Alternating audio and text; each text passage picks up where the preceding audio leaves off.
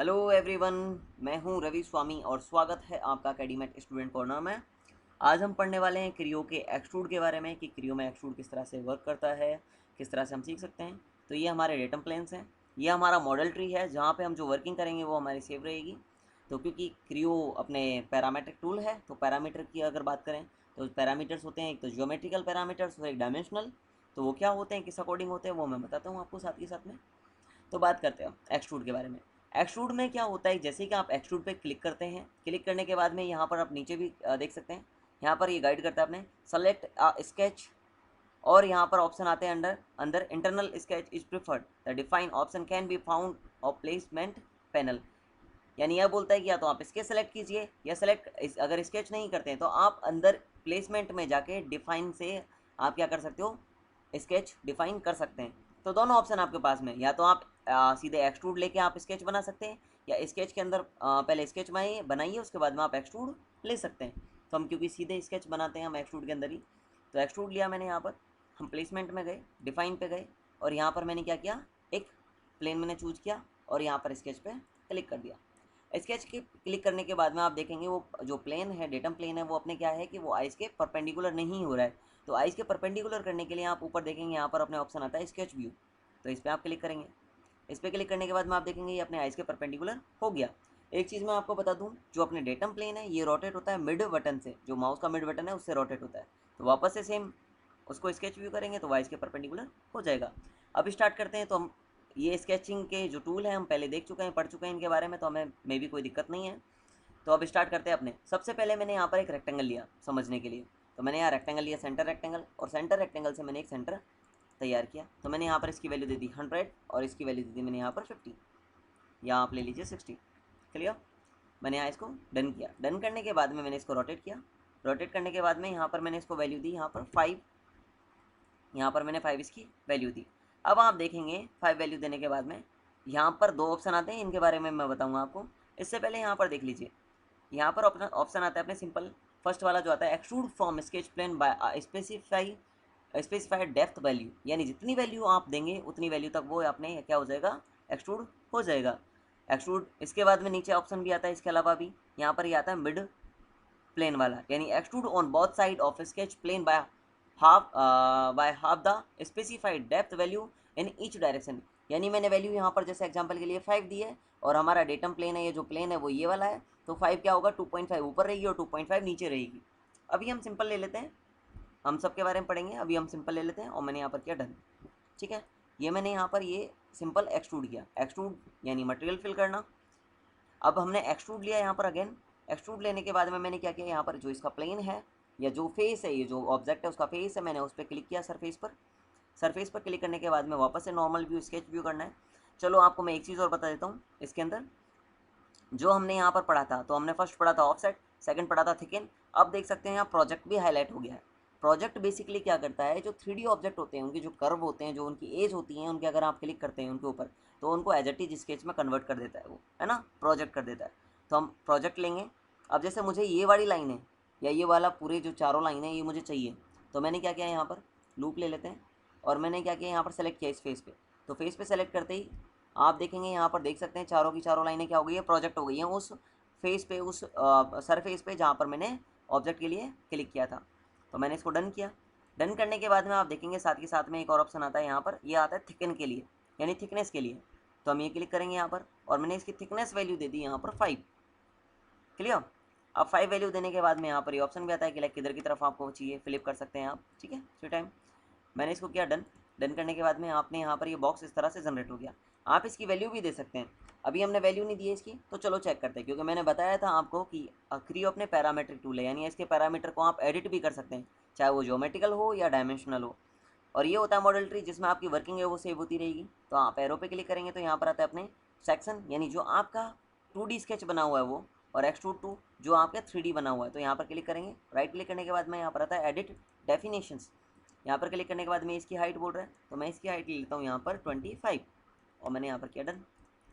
Clear. इसके बाद में बात करते हैं, एक्सट्रूड लिया मैंने यहाँ पर। एक्सट्रूड लेने के बाद में आप फेस सेलेक्ट कीजिए, सपोज दैट ये वाला, आप जैसे ये वाला सरफेस मैंने सेलेक्ट किया और मैंने ओके कर दिया। ओके करने के बाद में आप देख रहे हो ये पूरा हो गया, बट मेरे को क्या करना है, जो यहाँ पर जो लाइन थी उसका मुझे रेफरेंस लेना है। तो यहाँ प्रोजेक्ट पे जाइए, यहाँ पर क्लिक कीजिए और क्लोज कर दीजिए। तो देखो आप वो एज इट इज जो लाइन थी वो इस सरफेस पे क्या हो गई है, प्रोजेक्ट हो गई है। अब मैंने यहाँ पर क्या किया, यहाँ से मैं एक स्लांटेड रेक्टेंगल तैयार कर देता हूँ। स्लांटेड इसलिए क्योंकि क्या है कि वो मेरे को आपको एग्जांपल के लिए समझाने हैं। तो मैंने यहाँ स्लांटेड रेक्टेंगल, स्लांटेड की बजाय पैरेललोग्राम ले लेते हैं हम। पैरेललोग्राम से क्या होगा, ये यहाँ पर स्ट्रेट रहेगा और यहाँ पर हम एंगल इस, और आप चाहो तो इस लाइन को हटा दो फिर, या इसको क्या कर सकते हैं हम, भाई ये लाइन बन चुकी है तो इसको क्या करें फिर, इसको सेलेक्ट करूँ। सेलेक्ट करने के बाद मैं राइट क्लिक करूँ, राइट क्लिक करने के बाद मैं यहाँ पर ऑप्शन आता है अपने यहाँ पर ऑप्शन आता है कंस्ट्रक्शन सेंटर लाइन, इसको सेलेक्ट करो। सेलेक्ट करने के बाद में आप इसको क्या कर सकते हो, कन्वर्ट कर सकते हो किसमें, कंस्ट्रक्शन में। तो सेलेक्ट करो, यहाँ पर कंस्ट्रक्शन पे क्लिक कर दो। आई डोंट नो वाई क्यों नहीं ले रहा है, चलो इसको डिलीट कर देते हैं। मैं अभी बताऊँगा आपको ये कंस्ट्रक्शन वाला। ये हो गया है, वैसे ये हो गई है, ठीक है। अब इसके बाद में हम बात करते हैं, लाइक मैंने इसको डन किया। डन करने के बाद में आप देखेंगे यहाँ पर मेरे ऊपर की तरफ जा रहा है। ये जो एरो होता है यहाँ पे इसे फ्लिप कर सकते हैं, या आप यहाँ से भी फ्लिप यूज कर सकते हैं। तो मैंने फ्लिप किया। अब फ्लिप करने के बाद में मैं जो इसकी वैल्यू है यहाँ मैं भूल गया हूँ कि ये कितनी वैल्यू तक था। तो क्या करना है, इसके लिए आप यहाँ से जाना है। यहाँ से फर्स्ट वाला मैंने आपको बता दिया था, बाय वैल्यू आप ले सकते हैं। सेकेंड था जो मिड, जो भी ऑब्जेक्ट लिया उसका मिड। थर्ड वाला है यहाँ पर, जो थर्ड वाला आता है extrude up to next surface. तो जैसे आप अप टू नेक्स्ट सरफेस लेंगे तो इसका नेक्स्ट सरफेस कौन सा, ये वाला, तो ये यहीं तक ही जाएगा, ठीक है। अप टू नेक्स्ट मैंने यहाँ पर डन कर दिया, ठीक है। एक एग्जांपल के लिए एक और वो ले लेते हैं, अभी मैं डिटेल में समझाऊंगा इन सारी चीज़ों को। तो मैंने ये सरफेस चूज़ किया और यहाँ पर मैंने दोबारा, आप इसको और अच्छे से समझने के लिए यहाँ पर रेफरेंस भी आता है, या राइट क्लिक करके, अभी देखो प्रोजेक्ट तो हमने क्या किया था, जो अपनी जो लाइन थी या कर्व था उसको सीधे प्रोजेक्ट कर देता है उस सरफेस पे। रेफरेंस क्या करता है, आप इधर से भी आता है और आप राइट क्लिक करके यहाँ से भी चूज़ कर सकते हैं। रेफरेंस में क्या होता है, आप उस एज को जैसे ही रेफरेंस लेंगे आप उस एज का, तो एक कंस्ट्रक्शन लाइन क्रिएट कर देता है पूरी पूरी। तो वो आपकी हेल्प करेगा कहाँ पर, ऑब्जेक्ट लेने के लिए। अब जैसे मैंने यहाँ पर सीधे सीधे रेक्टेंगल तैयार कर दिया, ये वाला, क्लियर। मैंने किया डन। डन करने के बाद में मुझे इसकी जो वैल्यू है वो कहाँ तक चाहिए, मैंने इसको फ्लिप किया। फ्लिप करने के बाद में बोलता है ये अप टू नेक्स्ट सरफेस, ठीक है। इसके अलावा आप चाहो तो यहाँ पर आता है up to intersect with selected surface. तो मैंने यहाँ पर जैसे ही आप सेलेक्ट करेंगे तो वो सेलेक्टेड सरफेस तक ऑटोमेटिकली चल जाएगा, क्लियर। इसका एग्जांपल मैं अभी और दूंगा। अभी देखो साथ के साथ में मैंने एक्सट्रूड लिया, ये वाला फेस सेलेक्ट कर लेता हूँ। फेस सेलेक्ट करने के बाद मैंने डन किया। यहाँ पर मैंने क्या किया, एक रेक्टेंगल जनरेट किया। रेक्टेंगल जनरेट करने के बाद मैंने डन किया। मैंने यहाँ पर मैंने इसको फ्लिप किया। फ्लिप करने के बाद में मुझे जो ये रेक्टेंगल है ये मुझे कहाँ तक चाहिए, मैंने कहा मुझे ये चाहिए यहाँ तक, इस सरफेस तक, क्योंकि स्लांटेड है तो इस पर स्लांटेड। तो यहाँ पर जैसे स्लांटेड सरफेस लेंगे, चूज़ किया मैंने अप टू, तो यहाँ पर ये स्लांट जैसे ही सरफेस तक जाएगा, हमने सरफेस वाला ऑप्शन चूज़ किया अप टू सरफेस वाला, तो आप देखेंगे ये स्लांटेड ही क्या हो रहा है, यहाँ पर जा रहा है, ठीक है। हम डन कर देंगे। इसके अलावा क्या है कि अगर आप दोबारा रेक्टेंगल लेते हैं, या इसी में देख लेते हैं, इस ऑब्जेक्ट में देख लेते हैं एडिट डेफिनेशन, इसमें ही देख लेते हैं दोबारा रोटेट करके, यहाँ पर जाते हैं तो यहाँ पर होता है अप टू थ्रो ऑल। इसमें थ्रो ऑल वाले ऑप्शन में क्या होता है कि अप टू नेक्स्ट ले लेता है, यानी ऑल सरफेस एंड तक ले लेता है, ये देखो, ठीक है, यहाँ तक एंड तक ले लेगा। इसके बाद में नेक्स्ट आता है अपने यहाँ पर, ये होता है किसी पर्टिकुलर पॉइंट के लिए या कर्व के लिए या प्लेन के लिए। तो जैसे मैंने ये लिया, अब हमारे पास में कर्व या प्लेन कहाँ पर है, तो हमारे पास में ये प्लेन है। तो जैसे ही आप इसको चूज़ करेंगे तो आप देख सकते हैं यहाँ तक ये जनरेट हो जाएगा। यहाँ आप पर्टिकुलर पॉइंट भी चूज़ कर सकते हैं। भाई जैसे यहाँ पर मैंने इसका आइटम रिमूव कर दिया, ये जो सेलेक्टेड आइटम था, मैंने यहाँ पर इसका ये वाला पॉइंट ले लिया, तो देख सकते हैं आप उस पॉइंट तक ये चल जाएगा। तो ये था अपना ओवरऑल जो अपने एक्सट्रूड के जो अपने एक्सट्रूड के ऑप्शंस थे कि एक्सट्रूड हम किस किस प्रकार कर सकते हैं, वो सारे ऑप्शंस थे। अब बात करते हैं हम इसके अलावा इसके रिमूव टूल्स के बारे में, एक्सट्रूड के रिमूव जो टूल है उसके बारे में। तो यहाँ पर एक्सट्रूड है, मैंने इसको एडिट किया दोबारा। यहाँ पर आता है ये रिमूव वाला, इसमें ज़्यादा कुछ नहीं है, सेम सारे ही टूल काम आते हैं, सिर्फ आपको यहाँ पर रिमूव मटेरियल पे क्लिक करना है और आप देख सकते हैं यहाँ पर ये रिमूव हो जाएगा और डन कर सकते हैं, ठीक है।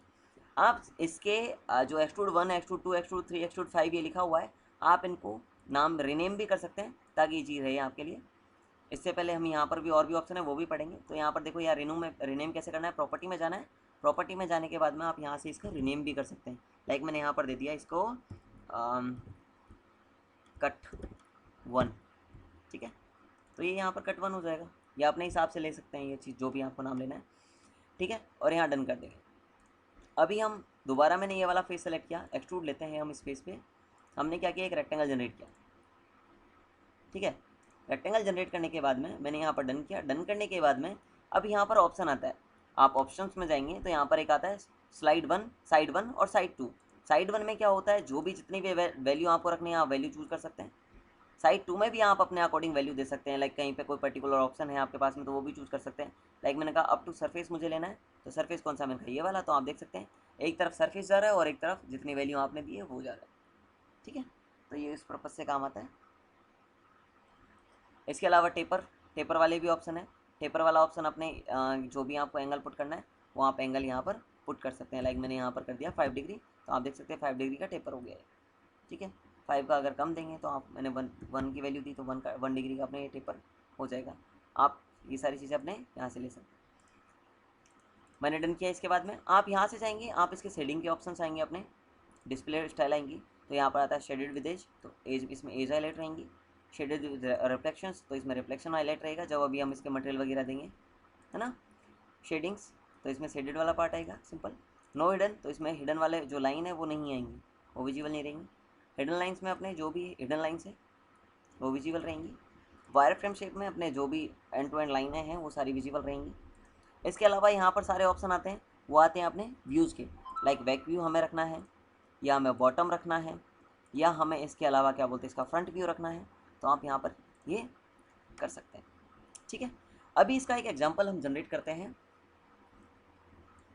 वो हम करेंगे दूसरी वीडियो में। तो आज के लिए इतना ही।